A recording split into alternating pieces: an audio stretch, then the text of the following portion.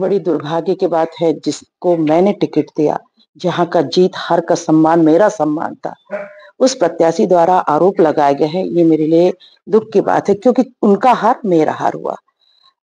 क्योंकि हमारी जो प्रतिद्वंद्विता होती है, रण की लड़ाई चुनाव तक होती है, जीत के बाद हम सब आपस में आपसी सौहार्द रहते हैं।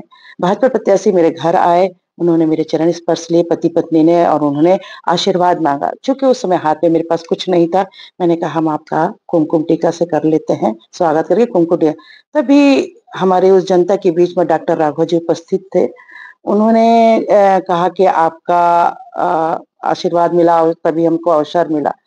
पता नहीं उस शब्दों का उन्होंने क्या अर्थ निकाला और उस अर्थ का निकाल के उन्होंने वीडियो वायरल किया और गलत ढंग से संदेशित किया।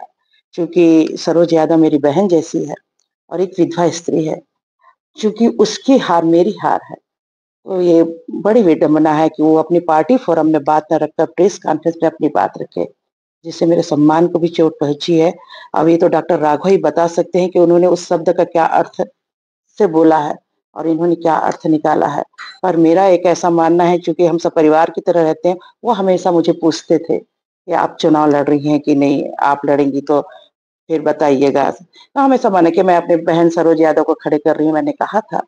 फिर हार-जीत राजनीतिक जीवन में लगे रहते हैं और ये संघर्ष चलता रहता है, दौर आते रहते हैं और मैंने उनके लिए बहुत प्रयास किया, लगातार उनके लिए वोट अपील भी की। तो हम निश्चिंत थे कि जीतेंगे वो वार्ड, लेकिन कहीं न कहीं कुछ बातें हुई जिससे हमको नुकसान हुआ तो उसकी पीड़ा है, दुःख है। तो राजनीतिकरण दिया किया जा रहा है, ये बड़ा दुर्भाग्यजनक है क्योंकि हार-जीत लगा रहता है और हार-जीत का मंथन होना चाहिए कि हम कहाँ कमज़ोर हुए।